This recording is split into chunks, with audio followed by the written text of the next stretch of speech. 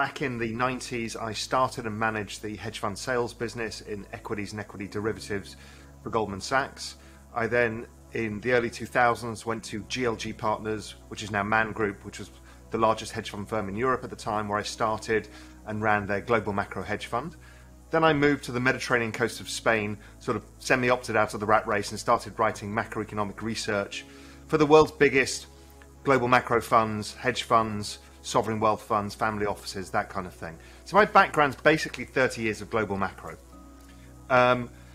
Then I'd gone through the financial crisis in 2008, and I was one of the people who was kind of at the epicenter of predicting what was going on. A lot of people in the film The Big Short were kind of clients of mine, and I kind of knew a lot of how this might play out. The same happened in 2012 when Europe almost fell apart. So I was thinking, why me, living in a beach town in Spain? How come I've got all the access? And people in the street would come up to me and say, well, why didn't we know? And I thought, there's something wrong here with the distribution of information, that only some people could get it and others didn't. And that's why I started Real Vision. So Real Vision's basically a video-on-demand platform. It's actually larger. It's now a broader media company that basically concentrates on helping other people gain access to the world's most preeminent intelligence, financial market intelligence. And we do that by interviewing the world's most famous hedge fund managers, independent analysts, strategists at length. Also in that journey, so I had a journey that I wanted to help educate, level the playing field, and understood that the world had changed away from the intermediaries to a disintermediated world, and I wanted to play a part of that, and video was the big answer.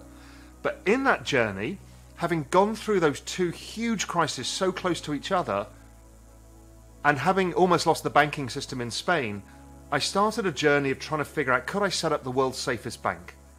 I know that's a slightly kind of crazy, arrogant thing to think, but I thought I'd give it a go.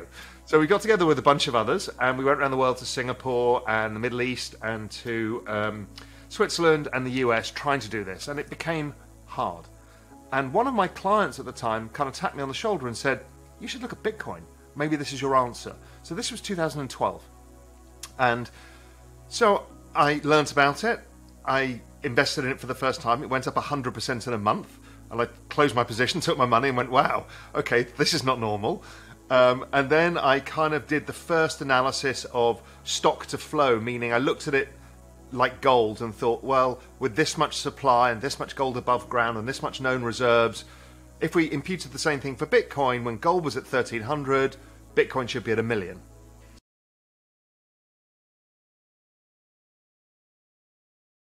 I also realized that after 2012, the next global recession would see this parallel financial universe using blockchain technology meet this macro world of excessive debts, a financial system that's somewhat fragile, and all of these things would have a horizon point.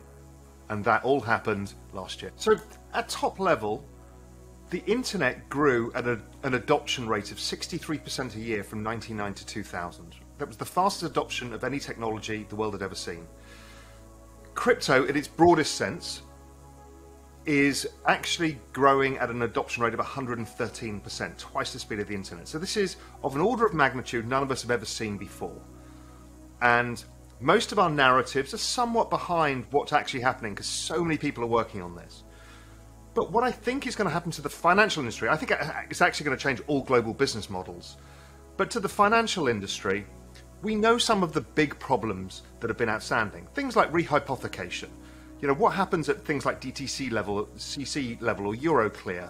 You know, who owns what asset? The ability to tokenize these assets is a game changer. And the ability to trade 24 hours a day instantaneously and fractionalize it is also a game changer. So I can't see any reason on earth, while all equities and all bonds are not going to go into the blockchain.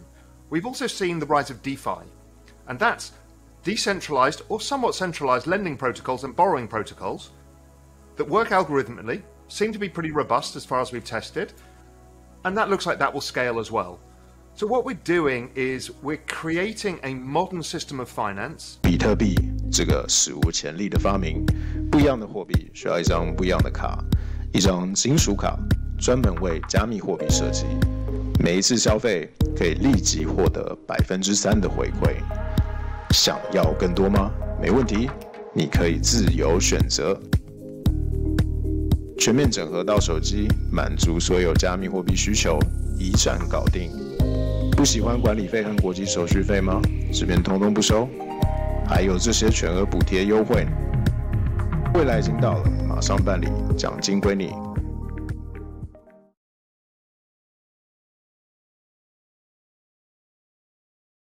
I spend a lot of my time speaking to these world's largest hedge funds. I present to a lot of asset management firms, the entire firm, all of their portfolio managers. And I've done that around the world for various people, helping them understand, the benefits of holding some of this stuff in portfolios, for example.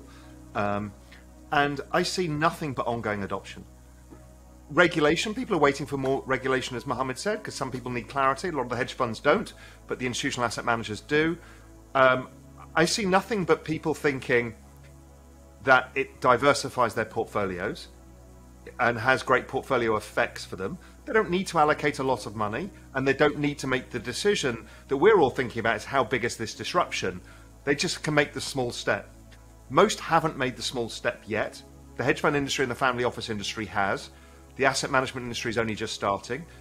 The first step will be Bitcoin, then probably Ethereum, and then it'll be an open conversation of, can we treat this like real-time mark-to-market VC?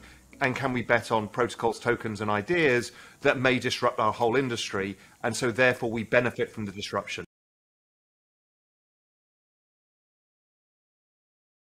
I think many investors misunderstood what happened in the last 20 years with these big stocks that came out of the birth of the internet. Google, Facebook, Apple, and there's a whole bunch of them.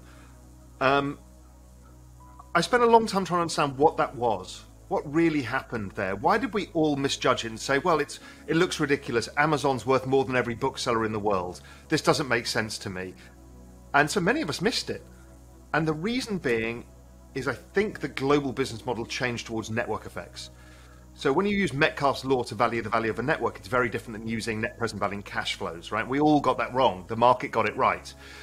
But now we're in a situation where we've just invented cryptocurrencies, which are actually entirely driven by network models, and the key benefit that the model derives is the value of the money goes up. Okay, that's a very powerful model.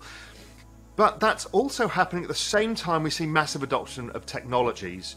So we're going to go from very few electric cars to, by 2030, 65% of every car in Europe being electric.